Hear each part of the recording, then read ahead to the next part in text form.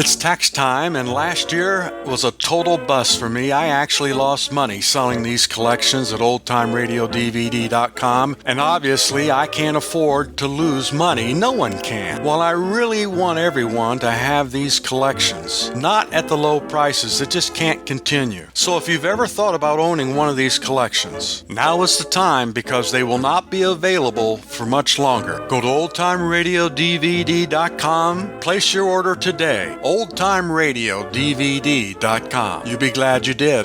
Palmolive Soap, your beauty hope, and Luster Cream Shampoo for soft, glamorous, caressable hair bring you Our Miss Brooks, starring Eve Arden.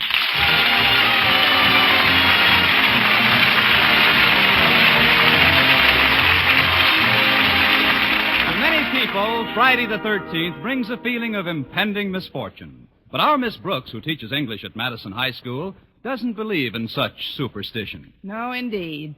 I don't need any special day to be unlucky. In fact, ladders shy away when I come near them, and every mirror in the house has 7 years bad luck, because I'm always broke. Last Friday was no exception. Have you ever opened your eyes in the morning and felt that everything was going to go wrong that day, and then realized that you'd already made your first mistake by opening your eyes? Well, that's how I felt on Friday when Mrs. Davis entered my room. Up you go, Connie. Up, up, up. Rise and shine. I'm up, Mrs. Davis. Up we go, out of the sack and hit the deck. I'm hitting. When you're down and out, lift up your head and shout, it's going to be a great day. Well, I'll try it. It's going to be a great day. It's going to be nothing, and I know it. Why, Connie, I'm surprised at you. You're not nervous about it being Friday the 13th, are you? Oh, certainly not, Mrs. Davis. Well, I am. And so is Minerva. The cat? Yes, especially after what happened to her this morning. What was that? A black dog crossed her path. Now, cheer up, Connie. You'll feel better when you've got a nice breakfast under your belt. Breakfast. Yes, that should help. Then you'll go to school and you'll see your pupils and your friends on the faculty. Yes, that'll be nice. And your principal, Mr. Conklin. There goes breakfast. Mrs. Davis, I think you have just psychoanalyzed me. The reason I never want to get up in the morning is that I'm afraid to face Mr. Conklin. You may not believe this, Connie, but he's probably just as afraid to face you. It's like my brother Victor's experience. You remember me talking about Victor, don't you? He's the absent-minded one. Yes, I remember him, Mrs. Davis. Of course, he's not as absent-minded as my sister Angela. She's really a case. Yes, I know. But about your brother. My brother? Victor. Victor? What about Victor? You started to tell me about his experience. Oh, yes. He's had a lot of experience. Well, I'll fix some breakfast now. Please, Mrs. Davis, drop the other shoe.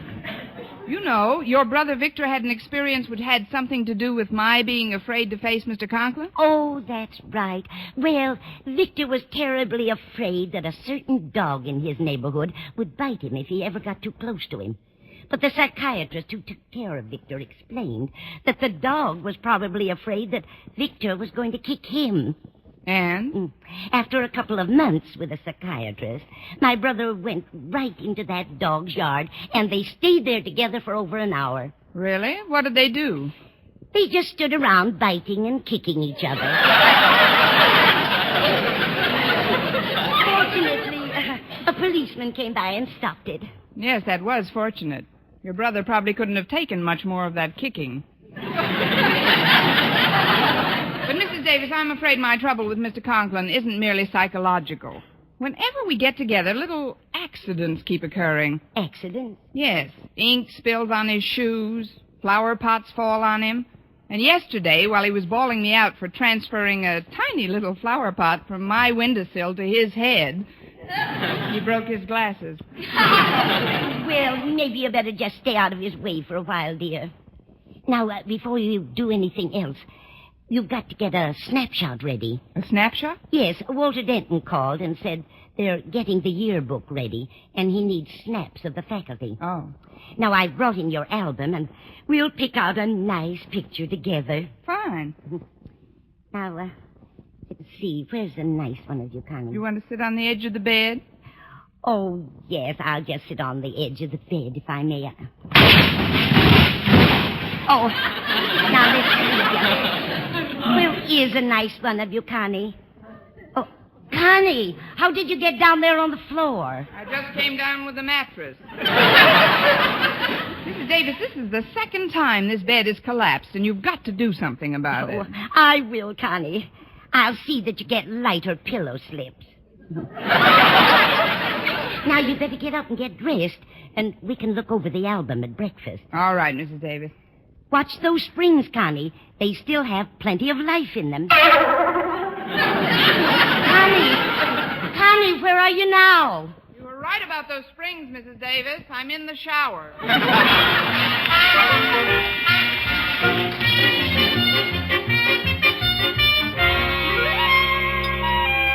Now we'll just push the breakfast dishes to one side. There. And look through your album for a nice picture for the yearbook. I haven't gone through this album in a long time. Oh, look at this one of you, Connie. I love your hair that way. Curling all over your head. Makes you look so youthful. That's what Mother thought. She didn't cut it till I was 9 weeks old. You look terribly cute, Connie. Stretched out on that rug. What is it? Bearskin? We certainly are. I don't think that would be the ideal picture for the yearbook, Mrs. Davis. Too dressy. Oh, here's one taken at the beach. My, what a stunning bathing suit. That's my French model bathing suit. It was taken at Lakeview Beach last summer. And those sandals are exquisite. Such a pretty design. That's all handwork in the front, isn't it? Sort of. Those are Blue Jay corn plasters. Now I'd better get ready. Walter Denton and Stretch Snodgrass should be picking me up any minute. Oh, they're such nice boys. But you know, Connie, I can't help but feel sorry for Stretch. He's a wonderful athlete, I know, but honestly, for a 16-year-old boy, he has the mind of an 8-year-old simpleton. Oh, that isn't fair, Mrs. Davis. Stretch has every bit as much mentality as a 16-year-old simpleton. Well, somewhere along the line, that boy's mental development has been arrested. Arrested? It's been sentenced and shot. Now, if you'll put away that album... Oh, just a minute, Connie. Has Mr. Boynton ever seen you in it? In the album? No, in the French bathing suit you're wearing in the snapshot. Why, no. I don't believe the bashful biologist has seen me in that. Well, he should. That would take his eyes off his frogs for a minute. Now, let's take this picture out of the album so you can give it to the boys when they get here. Oh, you're joking, Mrs. Davis. If Mr. Conklin saw a picture like that in the yearbook, steam would shoot through the top of his head. Oh, I don't mean the whole picture, Connie. I've got this scissors here to cut off your head. That's all they'll need for the book. There we are. Here's your head, Connie. Just in time, Mrs. Davis. Now I can finish my coffee. That was very nice. Oh, would you mind answering that, Mrs. Davis? I'll go get my hat and bag and put the finishing touches on my face. Very well, Connie. Hiya, Mrs. Davis. Hi, Mrs. Davis. Hello, Stretch. Walter, come in. Miss Brooks will be with you in a minute. She's just putting her face on. Oh, we're in no hurry. Say, what's that picture you got in your hand? This is Miss Brooks. Let's see. Gosh, now I know what you meant when you said she's putting on her face. Now, where's her head, Mrs. Davis? Her head? Oh, she's probably got that in her purse. Oh. Her purse? How can she get along with no head? Coming from you, Stretch, a question like that could be very embarrassing. Apparently, this picture's been torn, Mrs. Davis. Naturally. You said you just needed a snapshot of Miss Brooks' head for the yearbook, Walter, so we snipped that part off for you. Oh, I get it. But, Mrs. Davis, could we have this lower part of the snapshot, too? Well, I don't see why not, Walter. When you get through with the yearbook, you can paste both parts together again. Gosh, if I may say so, Miss Brooks' figure sure looks beautiful in a bathing suit. Especially in that one, Walter. That's a French bathing suit. Yeah. How do you like it, Stretch? Well, I don't know. I don't understand French so good. Well, neither do I, but in this case, all you gotta do is read between the lines.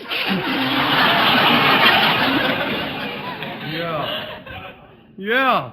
Want me to carry the snapshot for you, Walter? Oh, no, thanks, Stretch. It's not heavy. Well, I see I have two chauffeurs today. Hello, boys. Hi, Miss Brooks. Oh, Stretch picked me up today on account of I had a little trouble with my clutch. What kind of trouble, Walter? I lost it. You lost your clutch? Oh, yes, ma'am, but I'll find it all right. It can't be much more than a block away from where the emergency brake fell off. That's probably just a stone's throw from the motor. Oh, before I forget, here's the snapshot for the yearbook. Snapshot of who? Oh, this is your face. Oh, thanks, Miss Brooks. Well, we better be going if we're going. Yes, it's getting late. Now, remember what I told you, Connie. Be sure and invite Mr. Boynton to take you swimming soon so we can see you in a bathing suit. Please, Mrs. Davis, if Mr. Boynton wants to take me swimming, he'll take me swimming. I'm certainly not going to do anything about suggesting it to him until lunchtime. Well, we better step on it. We got to pick up Mr. Conklin on the way to school. Mr. Conklin? Yeah. Harriet called me and told me that her mother had to take their car downtown early this morning, and she was counting on me to pick them up. But if I'd known that, I would have gone to school on my pogo stick. So would I have. But we can't let Walter down now, Miss Brooks. Besides, Mr. Conklin isn't so bad.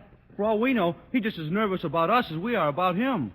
Stretch, you're not related to Mrs. Davis's brother Victor, are you? No, I guess you just take from the same psychiatrist.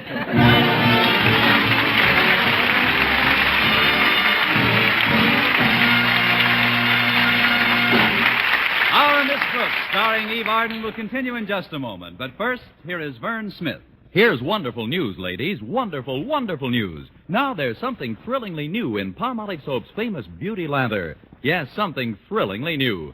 Palmolive's famous Beauty Lather now brings you new fragrance, new charm, new allure. Millions of women will prefer Beauty Lather Palmolive over all other leading toilet soaps the minute they try it.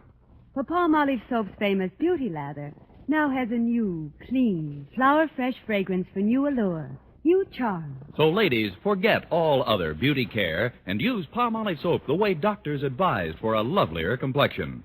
Just stop improper cleansing and instead wash your face with Palmolive Soap 3 times a day, massaging Palmolive's wonderful Beauty Lather onto your skin for 60 seconds each time to get its full beautifying effect. Then rinse. That's all. All types of skin, young, older, oily, respond to it quickly. Don't wait another day to try Palmolive's Beauty Lather. You'll be thrilled by its new fragrance, new charm, new allure. Thrilled again by the fresher, brighter complexion doctors prove may soon be yours. For new loveliness all over, use big bath-size Palmolive in tub or shower.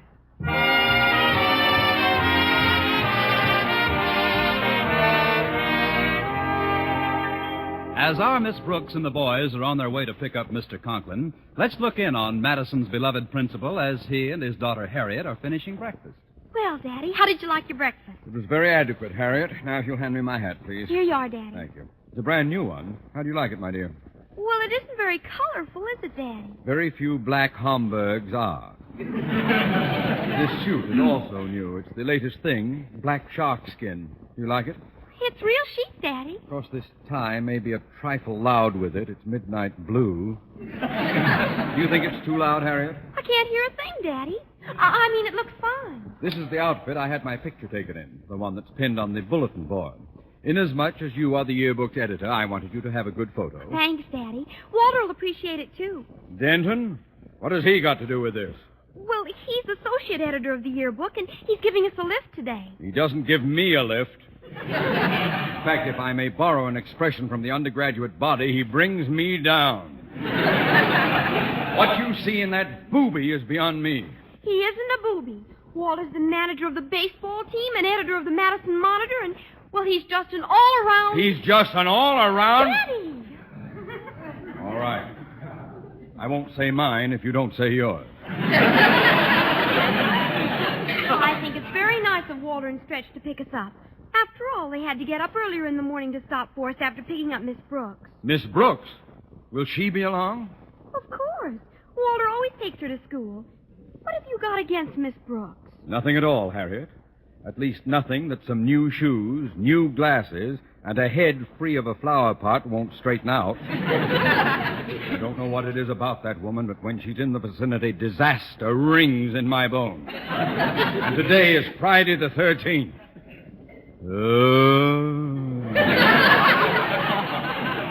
please, Daddy, you're exaggerating. Miss Brooks is probably just as nervous about facing you as you are about facing her. I doubt it. I wish we could get to school some other way. Only it wasn't so late.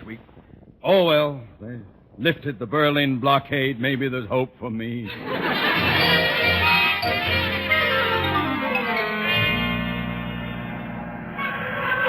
Well, here's Mr. Conklin's house. Is he still sore at you, Walter? Yeah, but I just can't seem to put my finger on the reason. Well, lately, Mr. Conklin looks upon me with the, Would repugnance do it? Is that bad? Very bad. Then that would do it. That's why I wrote the speech when I knew we were taking him to school. Speech? Yeah. By the time we get to Madison, my future father-in-law and I'll be buddies. Oh, before I honk the horn, I'd like you to hear the speech, Miss Brooks. It goes, Mr. Conklin, sir. Excuse me, Walter, but Mr. Conklin, sir, and his daughter Harriet just came out on the porch. They must have seen us pull up. She's leading him down the steps. Something must have happened to his glasses. Oh, yes. Hello, Miss Brooks. Hi, boys. Hi, Mr. Harriet. Conklin. Hi, Harriet. How are you this morning, Mr. Conklin? Fairly well, so far. Get in, Harriet. Yes, Daddy. I'll sit in the front with the boys. And you sit back here with me, Mr. Conklin. Here, I'll hold the door for you. Thank you. That's a lovely suit you have on. Is it new? Yes, Miss Brooks? Brand new! It's just your pocket, Mr. Conklin. I'll sew it up when we get to school. Go ahead, Stretch. Mr. Conklin, sir. Shut up, you boob!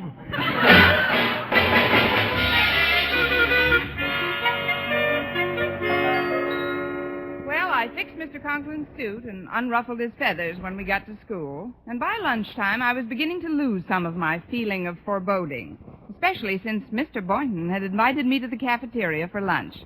Remembering Mrs. Davis's advice, I thought I'd try and get Mr. Boynton to ask me out swimming so I could show off my French bathing suit.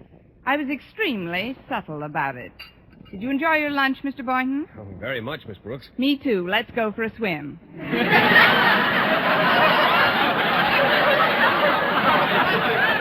Swim? Isn't it a little early for that sort of thing? Well, we could wait till after school. It'll be later then. I mean, early in the year. It's still quite brisk out. Oh, once you get in, the water's warm. Especially at Lakeview Beach. That's only an hour's drive from here. No, I'm afraid I don't care much for beaches, Miss Brooks. They're bad for my sinus trouble. Oh. I like swimming in a pool, though. Wonderful, Mr. Boynton. Let's go for a swim in your pool. I'm afraid that's impossible, Miss Brooks. My pool's at the YMCA. I guess it would alter their routine a bit if I were to walk in there. Well, I know what we might do. Work on your lawn for a while. I don't have any lawn, Miss Brooks. I live in a bachelor apartment. All I've got's a window box. Perfect. That's just what we'll do. What's just what we'll do? We'll put on bathing suits and water your window box. Why do we have to put on bathing suits to water a window box? All right. You wear what you want, and I'll wear what I want. No, I'm afraid I won't be free this afternoon, Miss Brooks. You see, I've been searching high and low for another frog like my pet McDougal. He's a Leptodactylus pentodactylus, you know. That's obvious. I can't seem to find one anywhere. None of the laboratory supply houses handle them, and, well, I've got to get one for an experiment. If I bump into one, I'll give you a buzz. Now, if you'll excuse me, Mr. Boynton, I'm going over to the dessert counter. It's getting pretty crowded in here. Oh, is there something I can get for you, Miss Brooks? No, I rather enjoy the exercise. I can still get a good post position right on the rail. See you in a few minutes. Don't! Oh, I'm terribly sorry, sir. It was all my fault. Yes, it was, Miss Brooks. Mr. Conklin, I didn't recognize you. You've got new glasses on. I wish you had them on. Sit down, Mr. Conklin. I'll replace everything you had on your tray. Now, what can I get you? Well, suppose we start off with some nice split pea soup. Split pea soup, yes, sir. About how much? About as much as I now have in my vest pockets.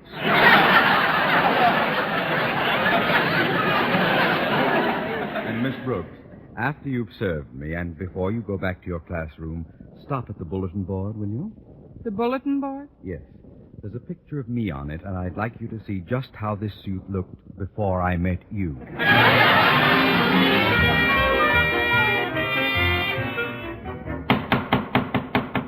There, that'll teach him to call me a boob.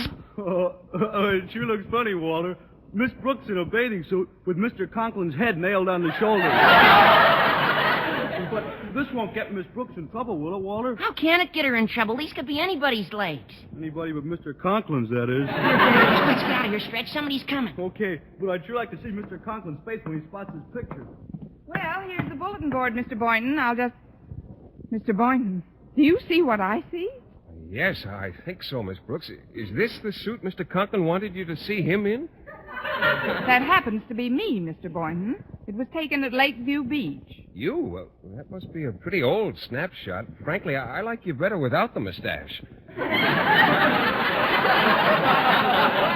Thank you. I'm a lot less bald now, too. Those darn kids must have put my picture over Mr. Conklin's for a rib. But if he finds out this is my picture, he'll take my head off permanently. Maybe we will drive to Lakeview Beach this afternoon. First, I better get this picture down, Miss Brooks. They didn't use thumbtacks. These are real nails, and they're hammered way in. Oh, I'd better find a hammer to pick them out with. Come on, Mr. Boynton. The keys to the supply room are in Mr. Conklin's office. Here's his door, Miss Brooks. I'd better knock. Oh, don't bother. Mr. Conklin must still be at lunch. You wait here, Mr. Boynton. I'll go in and get the keys. How do you do? I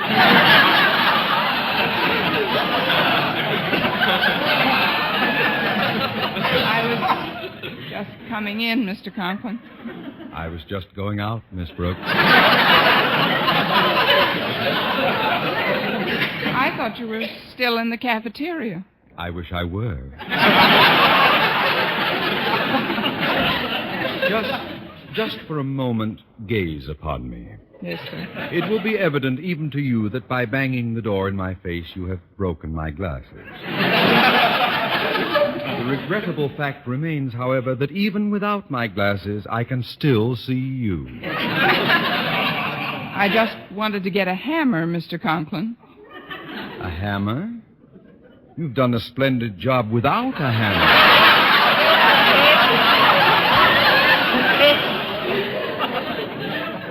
Miss Brooks, call me a foolish dreamer if you will, but somehow I had hoped that today's pocket-ripping and soup-spilling incidents would appease your voracious appetite for mayhem.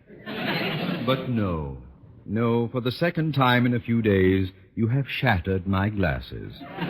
Please, Mr. Conklin, I can't stand this war of nerves. If you hold me responsible for those accidents, why are you so restrained? You've got high blood pressure. Use it.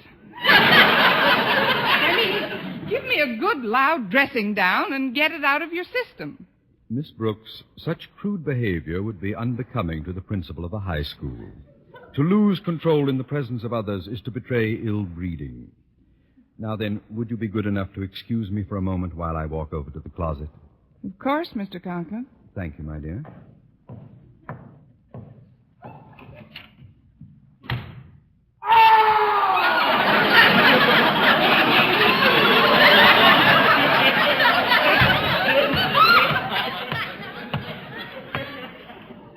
I feel much better now.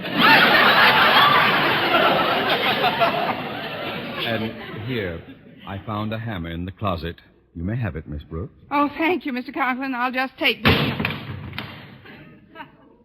I'm sorry I dropped the hammer on your foot, Mr. Conklin. That's all right. I have another foot.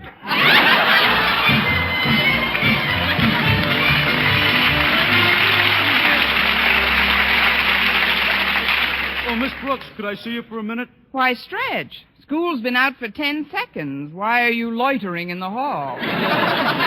Oh, I've been looking for you, Miss Brooks. I even asked Mr. Conklin if he knew where you were. But a funny thing, the minute I mentioned your name, he ran into the closet. Yes, I know. Why did he do that, Miss Brooks? Quiet, Stretch. Oh! That's why. Now, what did you want to see me about, Stretch? Well, Harriet Conklin wanted a full-figure picture of you for the yearbook, so I pasted your head to the lower part of the picture we took off the bulletin board. I've never had a full-figure picture in the yearbook. I guess Friday the 13th isn't so unlucky after all, unless you happen to be Mr. Conklin. Oh, there you are, Miss Brooks. Isn't it terrible? Isn't what terrible, Walter? Harriet Conklin just got the proofs back for the yearbook. Look at the snapshot section. Look here where it says, "This is our Miss Brooks." Oh, let's see. Oh, no. Stretch, you pasted the wrong parts together. This is a picture of my face attached to a blubbery body wearing a black sharkskin suit. Gee, maybe there is something to Friday the 13th. Oh, it's an awful break, Miss Brooks. Every teacher and student at Madison will see this. You'll be the laughing stock of the whole school. Gosh, I wouldn't blame you if you bursted out crying. Not me, boys. To lose control in the presence of others is to betray ill breeding. Will you excuse me a minute? And now, Miss Brooks? I just want to borrow your closet, Mr. Conklin.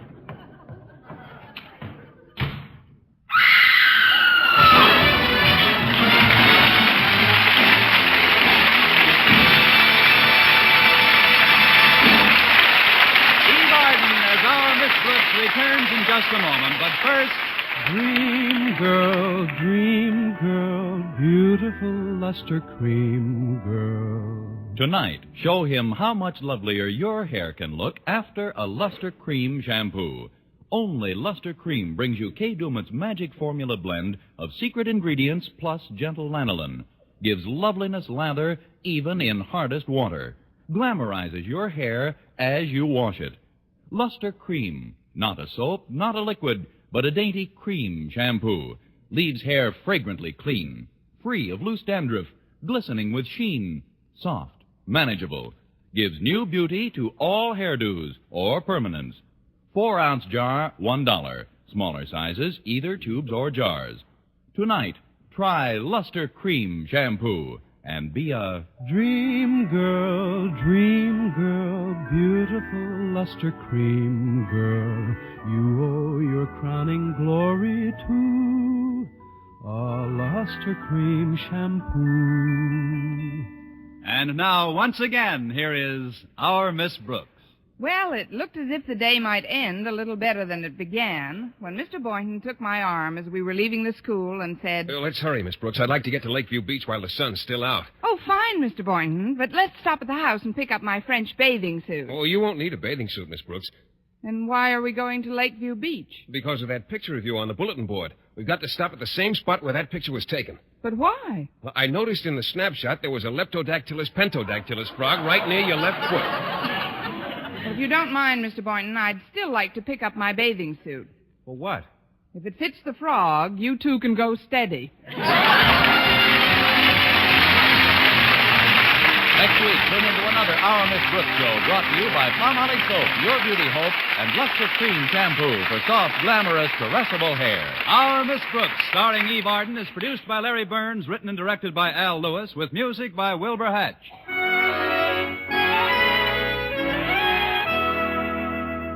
Here's good shaving news. 3 men out of every 4 can get more comfortable, actually smoother shaves with Palmolive Brushless Shaving Cream. This is not just a claim. Here's the proof. 1,297 men tried the Palmolive brushless way to shave described on the tube. And no matter how they shaved before, 3 men out of every 4 got more comfortable, actually smoother shaves. Try Palmolive brushless yourself. See if you don't get more comfortable, actually smoother shaves the proved Palmolive brushless way. For mystery liberally sprinkled with laughs, listen to Mr. and Mrs. North, the exciting, fun-packed adventures of an amateur detective and his beautiful wife. Tune in Tuesday evening over most of these same stations. And be with us next week at the same time for another comedy episode of Our Miss Brooks. Bob Lamont speaking. Stay tuned now for Life with Luigi, which follows over most of these stations. This is CBS, the Columbia Broadcasting System.